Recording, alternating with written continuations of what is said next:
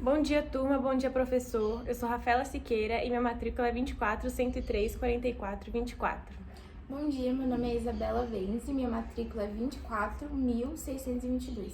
Bom dia, meu nome é Larissa Stephanie e minha matrícula é 24.20.24.173. Você já parou para pensar no que realmente significa a frase "todo poder emana do povo"? Essa frase está no nosso primeiro artigo da Constituição de 88 e é um dos trechos mais citados, mas ao mesmo tempo é um dos mais mal compreendidos da história. Em uma democracia, essa ideia parece óbvia, né? Todo poder emana do povo. Mas quando a gente olha para a história da teoria do Estado, percebe que essa centralidade do povo nem sempre foi um consenso. Um exemplo disso é o George Jellinek, que a gente já estudou na nossa matéria, que para ele o Estado era composto por 3 elementos: o povo, o território e a soberania. Mas atenção, o povo aqui não era visto como protagonista, ele era apenas um elemento do fundador do Estado, quase como uma engrenagem que ajudava a máquina estatal a funcionar. Pensa no povo na teoria de Jellinek como a população no sentido estatístico, era um sentido demográfico, um conjunto de pessoas que reside num território sob a autoridade soberana do Estado. Então, quando dizemos que o povo é detentor do poder, estamos indo muito além de Jellinek, estamos falando de uma outra lógica do povo como um sujeito político ativo, que não só compõe o Estado, mas que legitima e até limita o seu poder. Aqui a gente não trata de cidadãos ativos, exigindo direitos e participando do governo, é mais um dado demográfico. E essa concepção faz mais sentido em estados liberais e autoritários, onde o poder não era derivado da vontade popular. Se Jellinek viu o povo como uma peça estrutural do Estado, Hans Kelsen dá um passo ainda mais técnico e mais abstrato. Kelsen é conhecido por sua teoria pura do direito, em que o foco está no sistema normativo. Tudo gira em torno de normas do sistema jurídico. Para Kelsen, o povo é quase uma ficção funcional. Ele legitima o sistema, sim, mas de forma indireta. O direito é produzido pelos órgãos competentes, com base em normas superiores. O povo entra nessa cadeia como um ponto de partida, mas sua ação é canalizada por instituições, como o legislativo, o executivo e o judiciário. É como se o povo fosse o motor invisível da democracia, mas que não encosta no volante. Ele impulsiona, mas não dirige. Claro, essa visão foi importante para construir uma teoria objetiva do direito, separada da política. Mas ao tirar o povo da cena política real, Kelsen também afastou a ideia de uma participação democrática direta, que é tão cara às democracias constitucionais da atualidade. Se o povo não é agente ativo e consciente no processo político, que tipo de democracia estamos defendendo? Será que podemos continuar com modelos que veem o povo apenas como um legitimador abstrato e não como algo concreto? A Constituição Brasileira de 1988 rompe com esse distanciamento. Ela afirma, com todas as letras, todo o poder emana do povo, que o exerce por meio de representantes eleitos ou diretamente, nos termos dessa Constituição. Essa frase não é só retórica, ela representa uma mudança de paradigma. Depois de uma ditadura militar, o Brasil escolheu construir uma ordem constitucional baseada na soberania popular e não apenas em estruturas ou normas abstratas.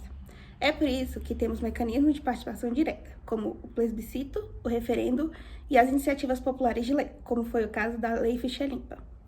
É também por isso que os direitos fundamentais ganharam destaque como limite ao poder do Estado, e não apenas como promessas vagas.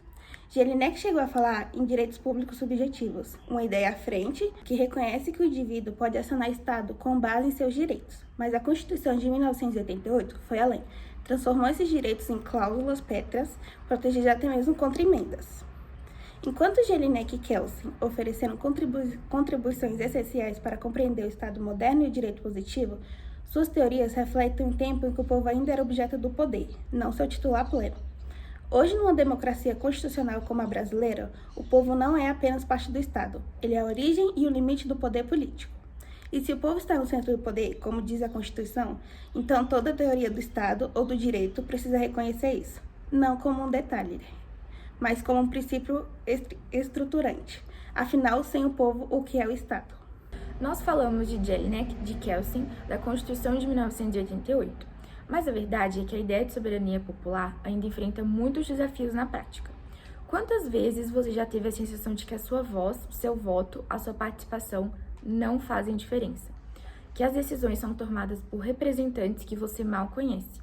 Que os espaços de consulta pública são apenas formais, sem impacto real?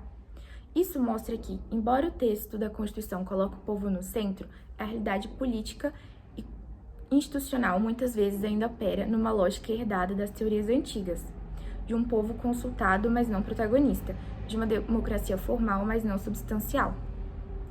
Veja o caso das iniciativas populares da lei. Para propor um projeto, são exigidas mais de 1 milhão de assinaturas.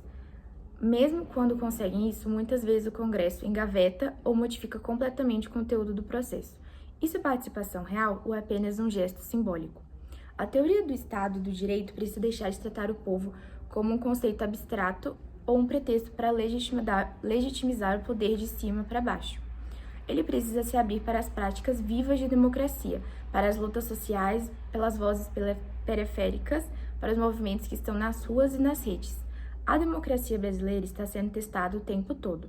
Crises institucionais, desinformação, desconfiança nas urnas, ataque ao Supremo, tudo isso exige uma resposta ativa da cidadania e não só da teoria.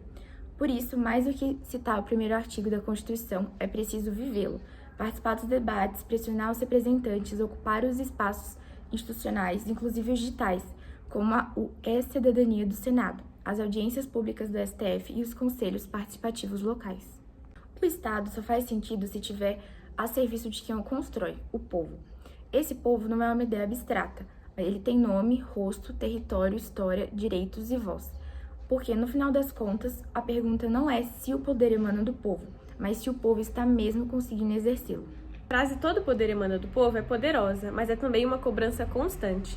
Ela nos lembra que o povo não nasce no palácio, no congresso ou nos tribunais, mas sim na base, no coletivo e na sociedade. E com o poder vem a responsabilidade, a de não se omitir, a de buscar informações confiáveis e a de entender que a política não é só voto, é cotidiano, é escolha e é convivência. Se Jelinek e Kelsen nos ensinaram a pensar o Estado, a Constituição de 88 nos desafia a reinventá-lo democraticamente. E esse desafio não é só dos juristas, dos políticos, e é também nosso, da sociedade. A Constituição de 1988 é chamada por muitos de Constituição Cidadã.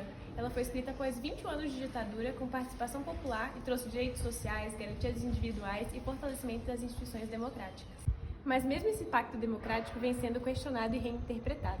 Pense naqueles casos do 8 de janeiro de 2023, que a sede dos 3 poderes foi atacada. Ali, vimos uma disputa real entre a soberania popular expressa nas urnas e a tentativa de subversão da ordem democrática. Esses episódios mostram que o texto constitucional não basta por si só. A Constituição é um projeto em movimento e está constantemente sendo disputado no judiciário, nas ruas, nas redes e nas instituições. Por isso, não podemos ver o primeiro artigo da Constituição como um ponto final. Ele é, na verdade, um ponto de partida.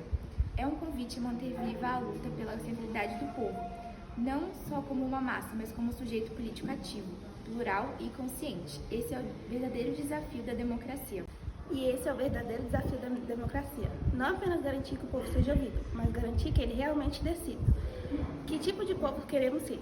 Um que assiste ou um que participa, constrói e transforma?